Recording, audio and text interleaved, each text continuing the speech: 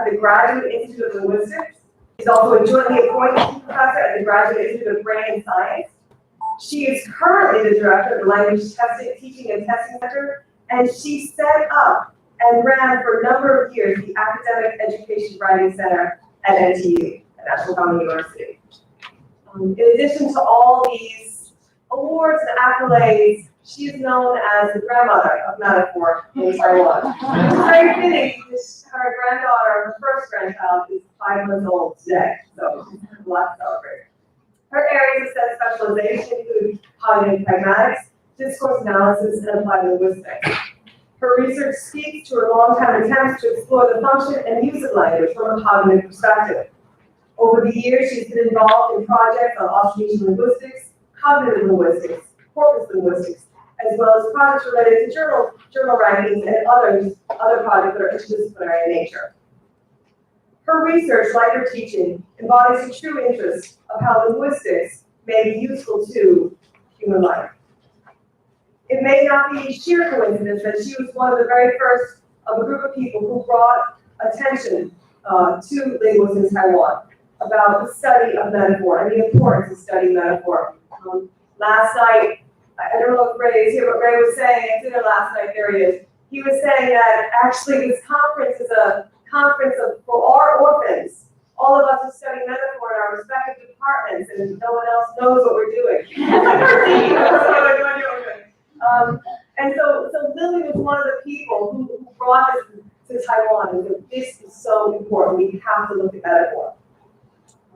To her, metaphor is cognitive pragmatics par excellence. For the many years she's worked as a linguist, what she studies is always related to her life. For one who enjoys tremendously human interaction, as she does, she tries very hard to lead a life that is a true reflection of her academic belief and in all her endeavors. Let's welcome her.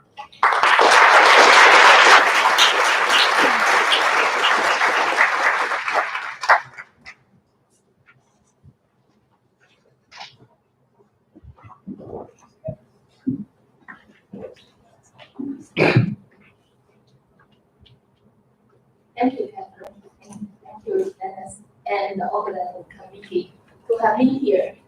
This is not less nervous for me than my oral defense of my Okay, so this is something I look forward to very much, and I'm happy to have the chance to share with you something that I really enjoy, not just academically, because as Catherine has said, this is actually about my life. So I'm going to take you through the journey of my life. Okay. Tell you what metaphor has done for me. When George Lakoff wrote the book, Metaphors We Define, I was only a graduate student, struggling, arguing with my supervisor. My supervisor said, if you want to find a job, do government and find me. Okay. So he said you have to take 1, 2, 3 courses on government money and private pieces if you want to find a job. Okay. So I did, but I suffered from many sleepless nights. So I went to see a doctor, and the doctor said, okay, don't take pills. Just take a glass of red wine every night, or maybe 2 glasses, so that you can fall asleep and then go out of your system the next day. Okay. And then it was later I found out about this book, and I said, hey, this is something I want to do. So after I have finished writing my dissertation, I decided to do something else. Okay, so this is something else, and which I enjoy. And I hope I will make you see how it is related to my life. Okay, so as you can see from the title, how can metaphor studies be applied beyond linguistics? That's exactly what I want to do, because if that's just about linguistics, that's no fun for me. For me, I want everything pragmatic, okay, including what I do academically. I want it to be related to my life. Okay, so can you do without a computer? Can you do without a cell phone? Can anyone live without a computer? So what is this? Okay, of course, let me make it clear. All the photos I've shown here are taken from the internet. I do not have copyright any of them. Okay. So this is just for the purpose of showing to you. So what does that say to you? What? Your brain is a computer, right? Your brain is a computer. And this is actually the article that Ray Marcus has written in 2015. He said the brain is a computer, which is an analogy.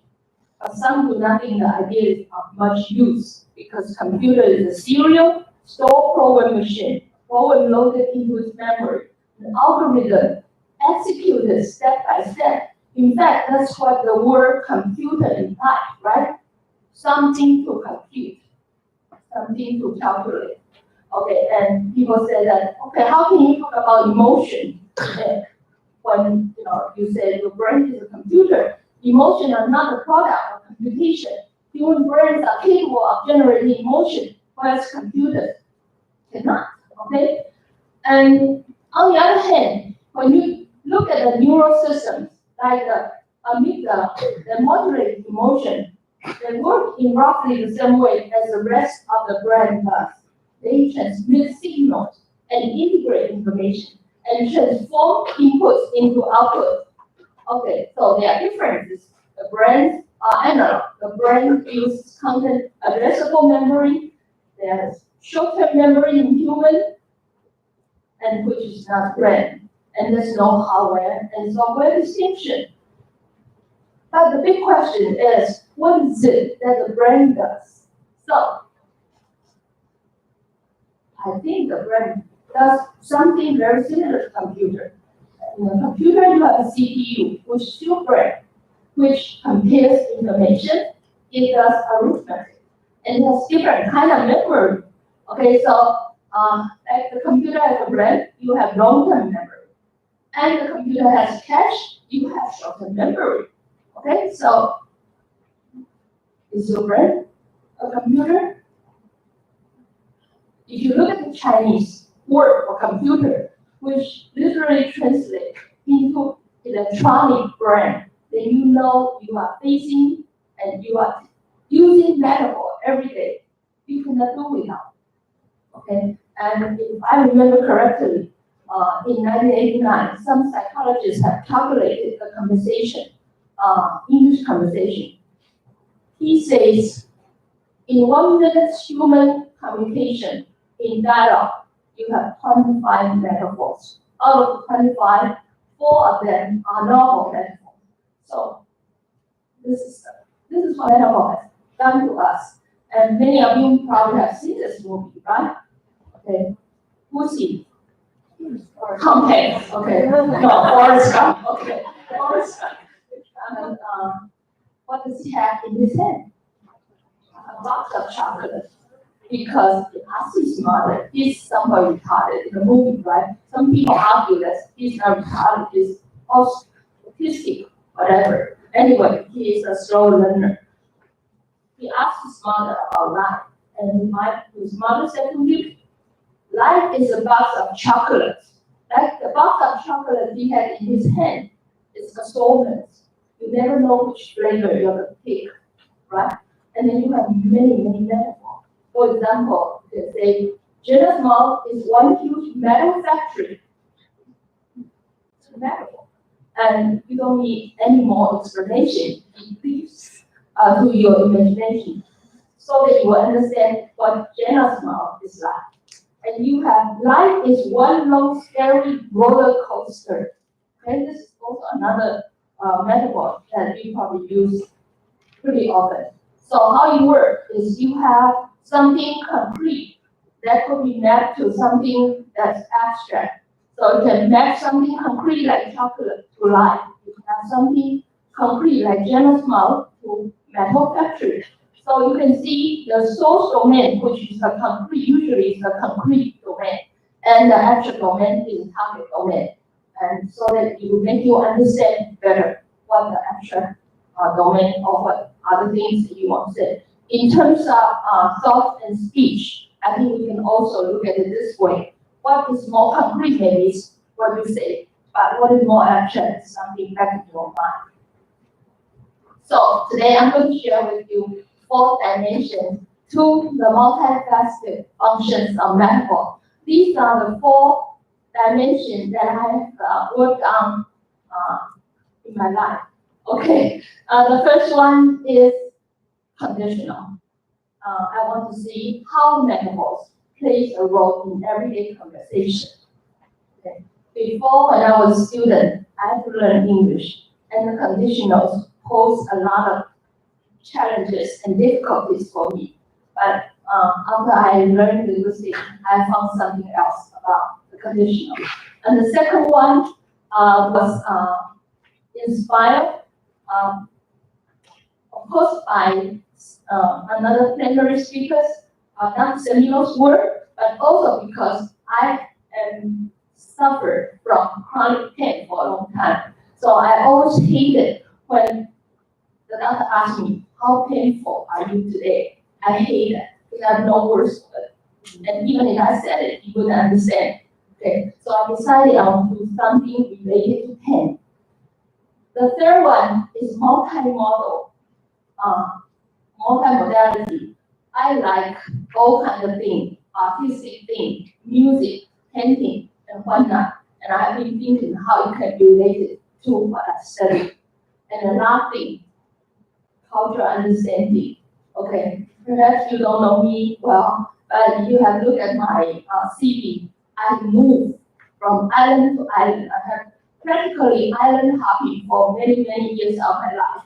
And I have experienced many different cultures. So I know how important it is, not just the language. You have to know the language is rooted in culture in order to communicate well. So I'm going to share with you these 4 dimensions of my life. Okay, so first one, I'm going to share with you about conditional. Okay, forget about the trademark. It's a trademark of an insurance and finance company. So I'm just using it, borrowing from the internet. Okay, and I've done this in 2005. Basically, I was inspired by Bloom's study in 1981. Okay, he wanted to see the relationship between language and thought. He thinks that in Chinese, we do not have the counterfactuals. So we do not make a distinction between contrary to the present and contrary to the past. So as you can see in these 2 statements, if the Hong Kong government were to pass a law requiring that all citizens born outside of Hong Kong make weekly reports of their activities to the police, how would you react? Okay, so he asked a bunch of college students in Hong Kong. So the first one is contrary to the present, and the second one is contrary to the past. And can you guess what the answers he got? So the Chinese speaking student in Hong Kong in 1981 said, oh, but the government hasn't. He can't. He won't. Okay, so he said, I'm not going to give up, so I'm going to follow up with more questions. So he said, but I know the government hasn't and won't, but let us imagine that it does or did, and what answers would you expect? We don't speak of things that way, okay? It's a nature. It's not Chinese. It's very un-Chinese. Okay, so Bloom, in this study, concluded that Chinese-speaking people are not capable of doing counterfactual thinking. Okay, you are laughing so that you know that's not true. Okay. Then, if you look at conditional, it's really not a form, even though it's a big issue in the debate of superior form hypothesis. It's metaphorical in nature. You have a possible word and you have a real word. You have a mapping between the two mental spaces, and you are switching between the 2 spaces in order to understand what the conditional sentence or the hypothetical sentence may mean. So there are a lot of studies about conditional. Forget about the first 3, because what I found in my study is there's a type of meta-linguistic conditional, which is very important. So in daily conversation, especially 20 years ago, when a lot of people still smoke, and they will be very polite and say, if you don't mind, may I smoke? You have the heart to say no. It's not conditional. It's just being polite. So in everyday conversation, I realize conditionals are not mainly used for setting up the condition. It's mainly for interaction. It's for being polite. So a lot of this meta-linguistic conditional can be found in everyday conversation if you look at corpus data. So this is the first one I would like to share with you. The second one, you recognize those faces, happy faces, grouchy faces, and the doctors will ask you, what is your condition today? And you look at them, you said, I'm not in good mood today. No, I will choose the last one. Okay, and if I'm a little bit happier, I probably choose the middle one, or maybe the one toward to the left. Sometimes they give you from 1 to 10 and say, how much pain are you today? What's the level? Level 7, level 8, what's different, right? So I couldn't say it. But to do this kind of study, it's difficult because I need patience. I'm only one subject. I need more subject. So I try to convince physicians to cooperate with me. And how did I succeed in doing that? It's not just sheer luck. Because I went to some physicians and I told him I would like to do this. And I asked him, do you have a good expression for your patient to express their pain? He said, yes, look at the scale. And I said, I hate the scale. So I said, how about your research? Do you find any difference? You know, you were trained in the States. After you have come back to Taiwan, have you found any difference in your research? And then he said, oh, yes. The results are not as satisfactory as I was in the States. And I was wondering why, because I was as diligent, as hardworking, but the result was just not the same. Then after I had talked with him for 30 minutes, he came to the realization that in the Chinese culture, we are not encouraged to express pain, not even to talk about it or not even to say it. We have a lot of sayings saying you have to endure a lot of pain before you can become a man of importance. So when I want to try to go to the dentist, no anesthesia if they have to take your nerve out. Okay? And when I was in the States, I didn't know how to tell my dentist I had toothaches. And because he said, how kind of sensation do you feel? The Chinese word literal translation is sour, but he wouldn't understand, and I do not have the tablets to help him. So he said, okay, let's take a look at it, but let's first have anesthesia, because I need to feel the cavity. I said, anesthesia to feel a cavity? No, I don't need that. He said, I need that, because I can bear to see your face when I'm working on it. So that's the difference. Okay, that's the difference. We have different culture. So I persuaded 2 physicians, 1 philosopher, and 1 psychologist to collaborate with me in this study, okay, which is about pain related expression. So pain is very important in our daily life, right? When you sometimes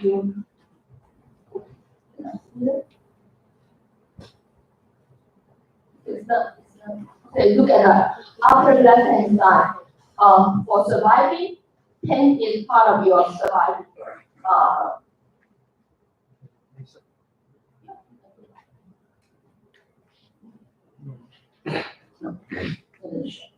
And also pain will take a lot of your attention. And pain is a very subjective experience. And when it comes to culture, this probably is familiar to a lot of Chinese-speaking people.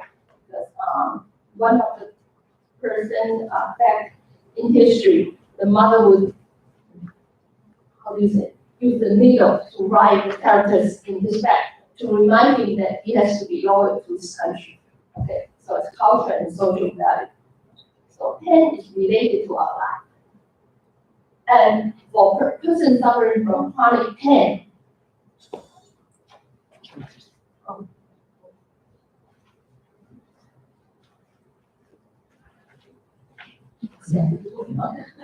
No, it's okay. Not replying. Okay. When you are suffering from chronic pain, it could affect your cognition because your attention might be distracted. It could affect your learning and memory. For your emotion, if you are suffering from chronic pain, you could easily get depressed and you would have anxiety. Just for a very simple thing. What if you cannot walk from your hotel to here? Okay, that would be something that would be in the back of your mind. Okay, it would affect your behavior. Sometimes you have slower reaction time. Sometimes you have impaired perceptual motor coordination. And all this actually will be reflected in your brain. Okay, so that's why we decided to do the study. And when talking to the doctors, he agreed that it's not just medication that can cure the pain. It has to do with your lifestyle. You can exercise. It has to do with your social life. If you are happier, if you are in good mood, if you can be educated with the right concept, it could reduce your level of pain. You could do some sort of cognitive training to reduce the pain. So I was lucky to work with at least 2 doctors with humanistic concern. Okay, so we together did the study. And the study has to do with being mindful. And okay, let's skip this part and do the next one. So we used Kabat-Zinn. Back in 1982, he started a program called Mindfulness-Based Stress Reduction, MBSR. Okay, it's a training telling you that our awareness that emerges through paying attention on purpose in the present moment and non-judgmentally to unfolding of experience moment to moment. So in other words, he wants the patient to be aware of the pain, but you will only pay attention to the present and you accept the pain, but your attention is not on your pain. It sounds a little bit abstract. So let's see. So in other words, he wants you to be mindful but not mindful. That's the difference. You cannot let pain occupy your mind. So he developed this program, which is a Western medical research combined with Eastern meditation that help chronic pain patients. And since 1982, there are a lot of reports on the success of MBSR. So we decided to try patients in Taiwan since we have different cultures. So we did a 6-week workshop to cognitively reconstruct our subjects' perception of pain. Our subjects are a group of people suffering from fibromyalgia.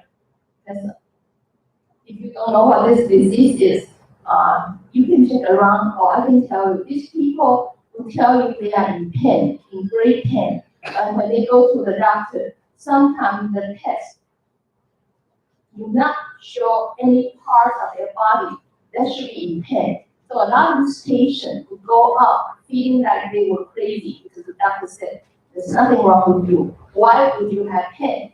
But these people actually experience pain. They will take painkiller, 1 tablet, 2 tablets, even up to 5 tablets per day. And these people, interestingly enough, are high achievers. They are very high achievers. They have very good position, and they are very important people in the society. But these people turn out to be a bunch of people that suffer from something called fibromyalgia. So we give them training, and the method consists of meditation and exercise. So we did body scan meditation, we did sitting meditation, we have walking meditation, and we even have one day that everybody will just get together. Your cell phone will be forbidden. You are not allowed to use cell phone for 6 to 8 hours, and just do this kind of thing. So for 6 weeks, and if you look at how it works, is you have some motivational factors, which comes from motivation, intention, expectation, and attitude, which when you take the training, the mind training, the MBSR training, the practice, you can have more flexibility in your emotional side and in your cognitive side, which will change your attention, focus of attention. But you have to prepare your mental state, which is not to judge. If it comes, accept it. You don't judge. So it's a non-judgmental awareness. And finally, we hope to affect their behavior. Okay, so we have several working hypotheses. We think one can learn to shift our subjective experience of pain through attention practice, verifiable from the subject's self-reported survey and the result of MRI scan. So we have done two parts. We have the subjective survey and the objective scan. And we also think the relationship between AIC, we have chosen AIC, which I'll tell you why we chose it, and the DAMCC, another part of your brain, is crucial because these two regions are both involved in pain processing and in the attention status network.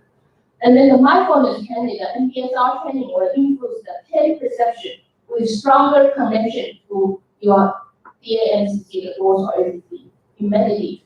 And finally, we did some resting state fMRI, which displayed increased functional connectivity in brain regions associated with pain modulation, especially the AIC to DAMCC connection.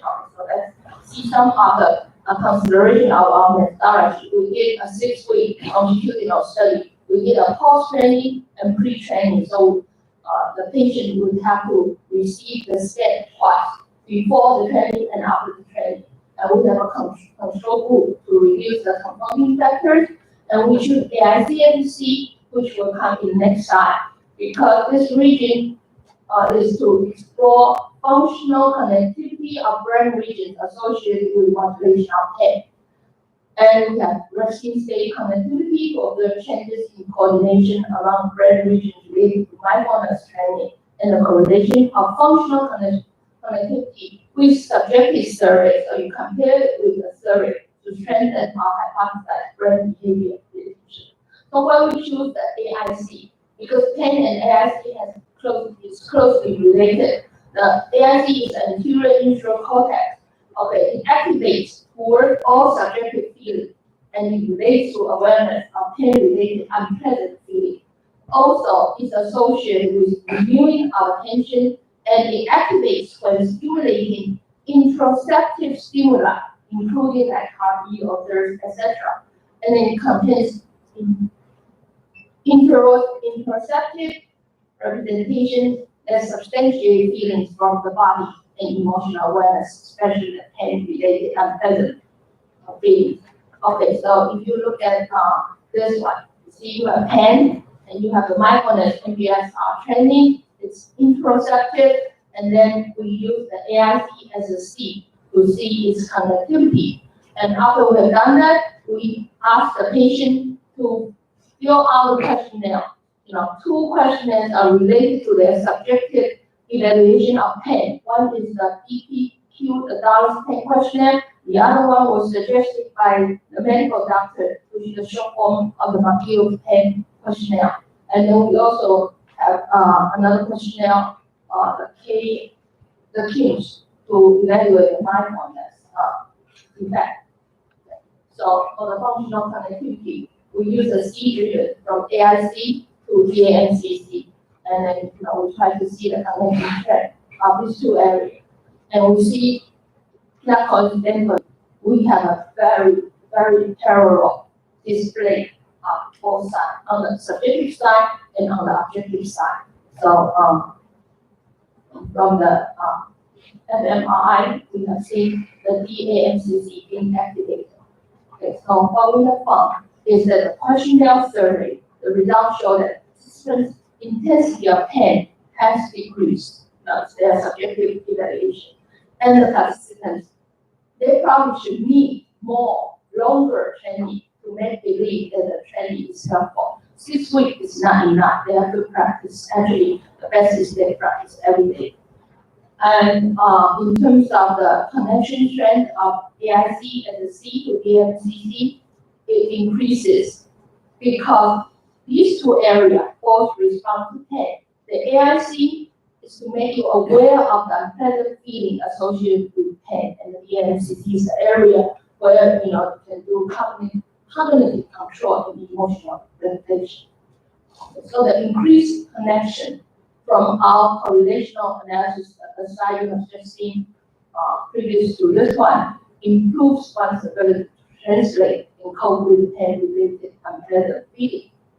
Okay, so we think and we will confirm that NBSR is responsive to the functional connectivity. The length of training would affect the subject's subjective evaluation of their perception through questionnaire survey, contrary to the objective results seen from fMRI. Okay. And the increased AIC to EMCC connectivity actually is a potential indicator of pain modulation. In other words, pain can be modulated cognitively, which can enhance your self-recognition and self-control due to the training. And the participant perception of pain differ as a result of cognitive re-evaluation with a perspective shift due to NBSR attention training. And finally, there's a positive shift in perspective as an effective means of coping with stressful events and a predictor of increased mindfulness. And eventually, we hope this will lead to another study on empathy, especially for the medical people part. So after we have done that, there are several things left to be solved. For example, we have found something different from a lot of study using the English subject. For example, it's often reported it's the ACC or the IFG, two areas in the brain that has been reported, but in the Chinese subject, we found the result of PCC activation in the affect label test is different from previous research done in English.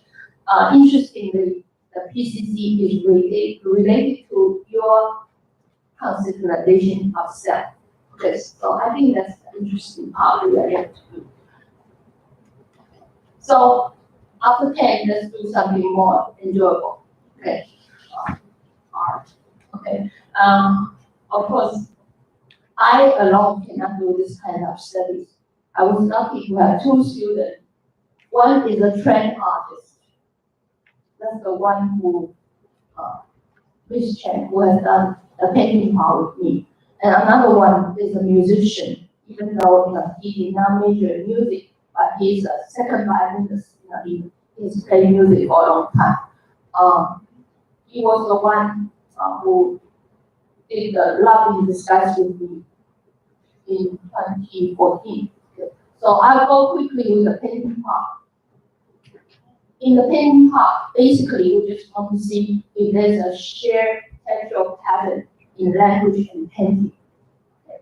And my student, Ms. Chen, she used Hiraga's model and looked at the visual part and the language part to see if there is an iconic relationship.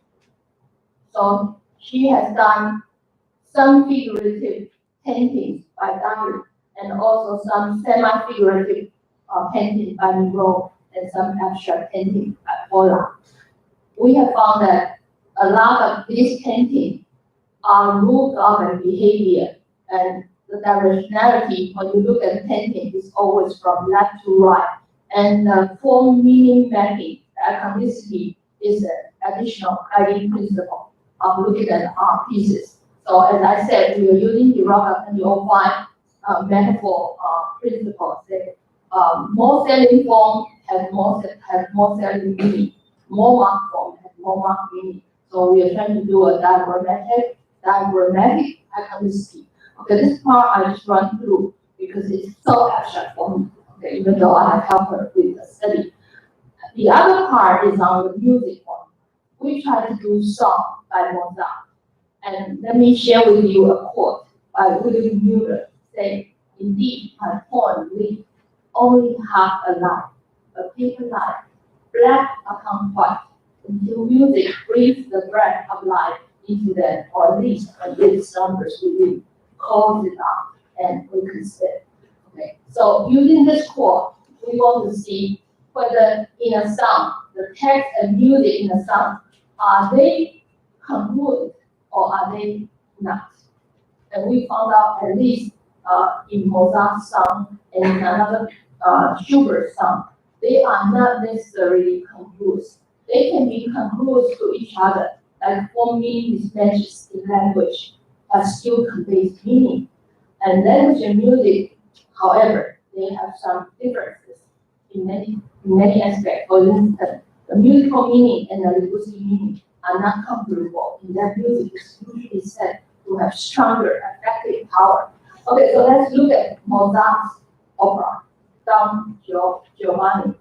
So we have chosen a song in the first act of that opera, the playboy nobleman. Don Giovanni starts his pursuit with an elegant tune to this newly engaged peasant girl, Zelina.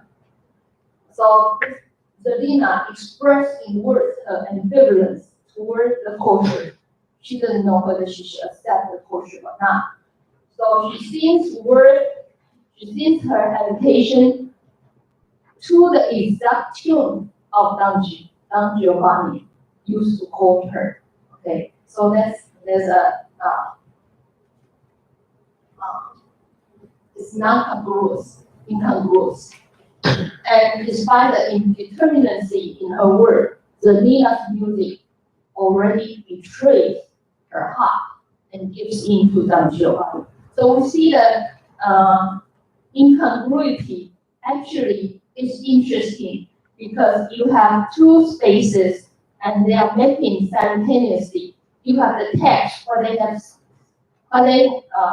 is the text of the song, and you have the music, which is not congruous. But when they are put together, you see a new emerging frame, which tells you about the double dealing Zelina because she's ambivalent. And then her inclination actually gives in later on because she finally accepted Don Giovanni. So we have done another study on this part. We call it lovely disguise. So by comparing the incongruity, we know that a conceptual integration network gives rise to an emerging effect of directness and immediacy. So some level have what appear at first sight to be extremely tenuous cross-space mapping, like the metaphor map that I've shown you, between two frames organizing the input, but they lead ultimately to extraordinarily rich emergent meaning and global insight. I'm talking here and Turner in their book, their 2002 book. The two modes in song can serve as the anchor or the relay for each other, bringing about directly and immediately effect in the listener's mind. So I'm also using the anchor and relay concept. For songs with text music incongruity, the emergent effect arising from the incongruity is iconic to the composer's intention. Text music incongruity is but one strategy the composer employs to convey meaning. Okay. And so the notion of mutual anchor and relay are the key to understanding how different modalities interact and together contribute to the meaningfulness of sound as an integrated whole. Okay. So these are interdisciplinary study which I cannot do alone, And finally, I would like to come to the cultural understanding part. I think this is maybe more enjoyable to do. Okay. So culture is the way you think, act, and interact. And I'm sure you all agree because I myself have been regarded as different kind of people, even though I think I speak their language, but the way I react simply made me a different people. For example, I have been living in Spanish-speaking countries, and every time I want to get something done, I would go straight and tell the person, let's do this. And for a long time, people, well, they cooperate, but they didn't like me that much. And I was wondering why. And then later on, a person who's closer to me told me, you know, you are a very radical and very ambitious woman. And I said, why is that? You never ask how my mom is or how my children are. You just go direct to what you want. Okay, that's not all right. You have to ask about my family before I really cooperate with you. Okay, so I know there's a way to communicate Spanish word. Okay, you have to know the way to go about it. So in this part, I want to share with you 3 studies I've done in the past. Okay, the first one I want to do is about time. I'm sure the perception of time is usually conceptualized spatially in many languages and culture. Okay, so for example, Yin has talked about time is space. And the temporal experience as a mover in space, the latest idea has been used by many researchers, including Professor Aaron and Professor Chino Huang in their studies. And such metaphorical expression or consideration reflects the general process of human cognition. However, not all cultures are the same. For example, in the Chinese speaking world, I don't know if time is conceptualized as a single concept, cyclic nature, or is it something that can be calculated by second, hour, minute, etc. Okay, so you have different considerations. So simply, I just want to see, do Chinese really have a different when compared to that English configuration of temporal metaphor? So for this, I try to look through some of the classical Chinese books, and I see, yes, time is mainly conceptualized through space, and as I have seen in many studies, and in the classic Chinese books, it also says it's via one's observation toward nature through the motion and the relative position of celestial bodies. Okay, so a little bit different from just the space. It also has to do with the celestial bodies, and also the Chinese consideration of time is cyclic in nature, as you can see in the circle. Okay, and then I realized from looking at the Cope's data, I found out a lot of metaphor of time in Chinese is actually expressed through water. So you say time is like water, the past is like the time is like extreme of water, or even the Confucius, the Dr. Lee has talked about Confucius. Confucius even said at one time, he said the past is like the river running endless here in front of me. Okay, you can see the past in front of his eyes. A very different concept from the English-speaking world. So I try to dig into the reason why water is so important in express time in the Chinese world. And maybe it's important to human life, or maybe it's important to the feng shui, as you have known about wind and water. And also, water is considered the highest level of excellence in the Chinese-speaking world. And also, they say if you're a wise man, you will take pleasure in water. So I just do that a little twist of the time and space kind of metaphor. The second part I want to talk about is proper. Okay, for this culture-related section, I want to share with you 3 subparts. One is about time, the other one about proper. Of course, another plenary speaker, Dr. Gracious, has done a lot about metaphor and culture. And for this proper part, I think another plenary speaker, Raymond Gibb, has also done a lot of studies on proverbs since late 1996, if I recall it correctly, a long time, and I've read many of his articles on proverbs. So I have tried to do a little bit on this part. I think proverbs, why is proverb a parenting through proverb? Because it's a wisdom of your ancestors. It has to do with the culture. So I think Prof is primarily as communication tools with culturally defined context. It's the context that counts. That's why Prof is especially useful in oral communication, in political rhetoric, in song lyrics, in newspaper headline, book title, advertising slogan, and cartoon caption, etc. And so for a Western proverb like a rolling stone gathers no moss, I don't know if you get one reading or two. In Chinese, there can be two readings, depending on how you would say as a couplet. For example, a rolling stone gathers no moss, 滚石不生苔, but actually it could mean you should not stay in one place, or it should mean, or it would mean if you stay in one place, you will not accumulate a lot. It depends on the couplet, what's the next one to come. So it has to take into account the content where it appears before you understand the true meaning of a proverb. And then some culture-specific proverb, probably, you will understand from the translation, but it's variation. For example, the first one, don't judge a man till his coffin is closed. In Chinese, we say Taiwan University, right? Chinese. So some of these are pretty culture-specific. And I also did something about the tree, proverbs about the tree, and I found out in the Western world, tree symbolize two things, for giving and for wisdom. And also, tree is also symbolize life, the tree of life. But in Chinese, tree is mostly has to do with education.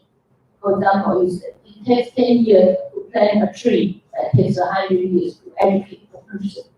Things like that. Okay, finally, this is how anti-Catholic call me grandma of metaphor, because I started metaphor studies with this one, which I enjoy very much. Okay, I think my culture is rich in this kind of expression, so I did this. And I found out there are several kinds of conceptual under the thought is food in Chinese, there are several metaphors that you can identify. The first one, we consider the content of thought as the ingredient of food. So in Chinese, we would say, if you think this speech is very informative, you would say it has a lot of ingredients inside. I'm sure you will say that in English, for example. And here, the thought is not limited to just thought. It could be words, it could be language. And then we have another metaphor, which says the flavor of food is usually used to talk about the quality of thought. Here, thought is language. They would say sweet words, where sweet is a taste, a flavor, and you use that to talk about the quality of your language or your thought. And then the preparation of food in Chinese is usually used to talk about the formation, the process of thought. So you say to ferment, that is the process of making wine. We will use the verb to say to ferment a new proposal, come up with a new proposal. And finally, I identified, good, this one shows the fish is going up and down. Okay, say you can digest what one already knows by elimination. Okay. So this is what I found in Chinese, and there are a lot more Chinese examples on this part, on this food part. For example, we will say 加油添醋. It means you will add in oil plus vinegar to make something juicy. So that means you are giving a lot of things unnecessary. Or you will use the verb 熬 meaning to stew, which is a long process, time-consuming process. To say, it takes you a long time to become a mother-in-law. That means what goes wrong, what goes around comes around. And for example, this is very easy. In Chinese, we use a lot of the verb to eat. We will use the verb to eat, 吃, and to say to go up get the low rate one, you use the verb 是 instead. So I think it has to do with culture. That's why we have a lot of words that is so typical of cooking. So look at this word, 煎熬. It's a lexical item, it's a verb. It consists of two single verbs. One is to pan fry. If you know how to pan fry, you know how difficult it is, right? Try to pan fry a fish and see if you can do it successfully without, I'm talking about whole fish, okay? Then you know how difficult it is. And to stew something, especially in Chinese culture, sometimes you have to stew pot of soup for 6 to 8 hours, right? Before you can get the soup. So together, these two words means what? Two ways to prepare food, which takes time and takes effort, and in turn it means culture.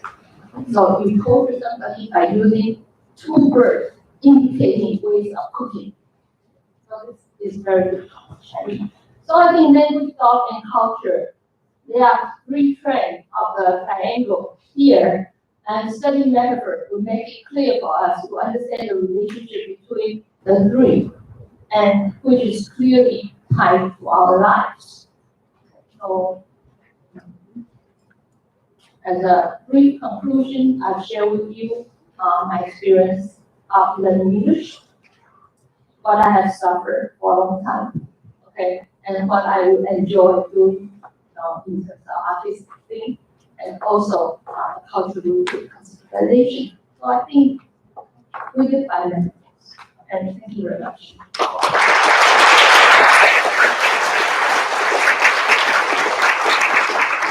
Thank you, Professor Su. We have time for questions.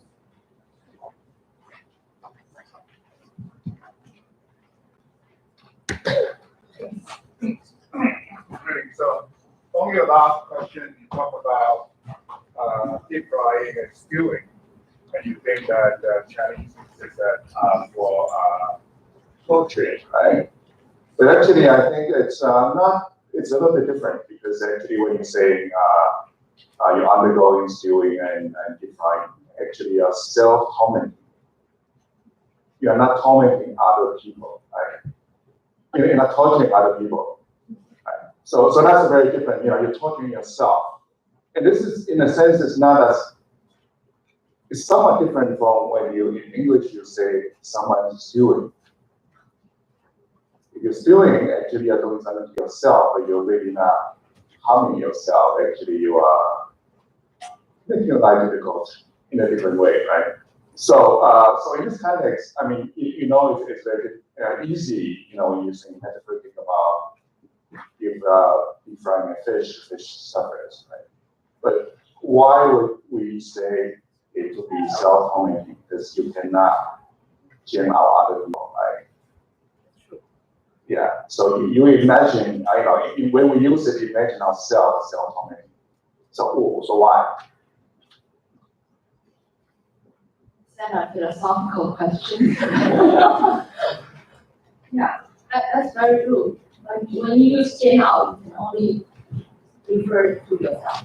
You don't 煎熬 other people. You are enduring the pain yourself, Yeah. not to other people. Well, I think it might come back to you earlier, different pain, the feeling of pain. You don't complain. If you're, in the culture itself, it's somewhat more perspective, what you do to yourself, right? So, my student and I did a paper on bitterness and ethnicity, actually, bitter in Chinese, actually, and also to some extent in Japanese, means working hard to a bitter end, right? So bitter medicine is good for you. And if you bitter study, you study very hard. So bitterness is really not pain, bitterness. So we love bitter melon, things that should I be bitter melon very hard. Okay, thank you. So I think it's very culture specific. We have to take in a lot of pain before we can become somebody, right? You have to bitter study, you have to bitter do everything before you. I don't know. So, okay. before I started this talk, I'm thinking, I'm going to share something that I enjoy so much. How come I'm tormenting myself, for being so nervous? I don't know, but maybe it's really something that's being done when you were brought up. This is part of your upbringing. And we were taught that we have to eat, we have to suffer a lot before we can become someone. And I think, for those of you who are in the eastern part of the world, you understand what I mean. 吃的苦中方为人上. So if you want to be somebody, you have to take in, you have to endure all those moments. Yeah. Thank you. Any other questions? In the back? Yes.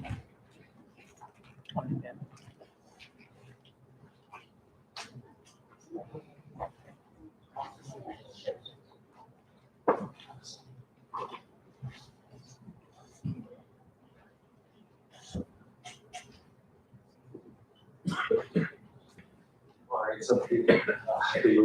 Thank you, Professor, very much for a wonderful presentation and cultural specific metaphor. I want to ask a question about the first example you presented, computer metaphor. The brain is computer.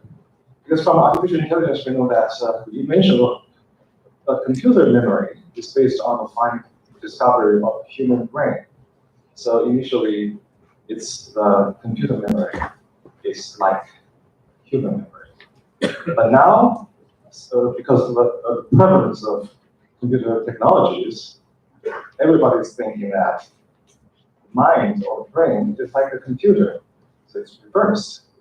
So there's a evolution of memory in culture.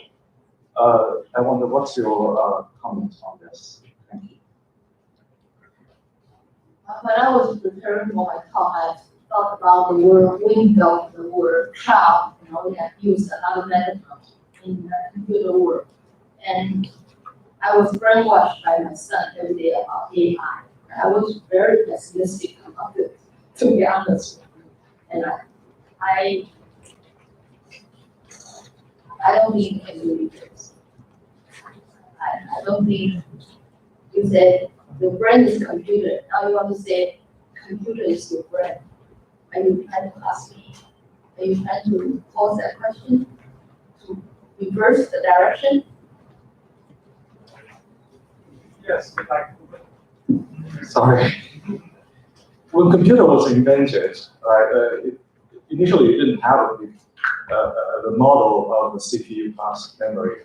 The computer science have a lot of difficulty to try to invent the computer memory. And it was based on the discovery of how human memory worked.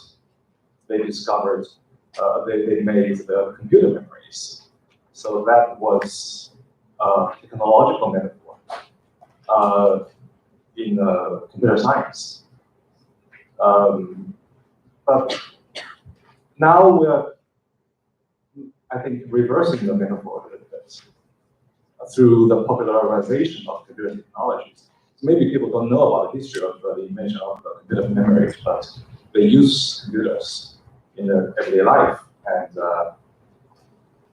so the metaphor changes and morphs as the culture changes, perhaps. I don't know, I just want to know. Yeah, I can see it. Can I just add something to that? I mean, the origin of the term computer refers to people who did computations. And then ultimately they decided to be able to build some certain kinds of machines that can do that. They call those after the people, they call them computers. So you always forget that derivation, but I think it's important. It's interesting, in the world of cognitive science, people for the last 50 years have argued about to what extent are minds like computers. And there are plenty of people in this field who think that minds, and particularly brains, are computers.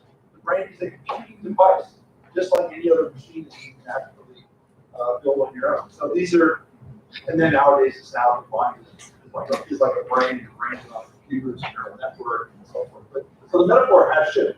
Always remember that it actually works. I think I should also bring about when you have two things mapping from the source to the target, it's not everything in the source domain will map to the target domain. I think Professor Aaron has done a study on that. It's only something related to the essence of the source domain, something related to the quality of the source domain, and some function related to the source domain that will get mapped to the target domain. So I think probably could influence each other, but at the end, would computer replace human mind? I think I'm pessimistic about that because there are so many possibilities in even with big data. And if you talk about big data, you can train it, but you also have. I have read somewhere about formula. You always think like 30%, so that you can allow yourself some spaces, some room to further train your computer and the program part. So I think maybe it will evolve, but it will not eventually replace human mind. That's my guess. Thank you. Any more questions? Yes, in the back? Yes, Melissa. Right there. Thanks. Just an observation, I really enjoyed your bringing up the metaphor of a rolling stone gathers no moss, and your comment that it needs to be contextualized in order to be understood. And something that occurred to me because of the work that I do with patients and metaphor is I have the thought that if you don't contextualize it, what happens then? And it made me think about your discussions of mindfulness as well. If we don't judge it or don't apply an understanding to it and just kind of let it sit, what happens then? Certainly we expand our perspective. You expand mine by talking about the two different ways of looking at it. Anyway, I just like the idea of not contextualizing that. In fact, I learned the rolling stone gathers no more as a student who memorized English properly. And it wasn't until like several years ago I realized there are 2 meanings to it, which has never occurred to me. So then I realized how important it is, to look at where it occurs. Thank you. Any final questions? All right, I'd like to take this opportunity to pass a fan, from the Dean of Humanities to Professor Su. Each of our plenary speakers will get this fan. Here you go.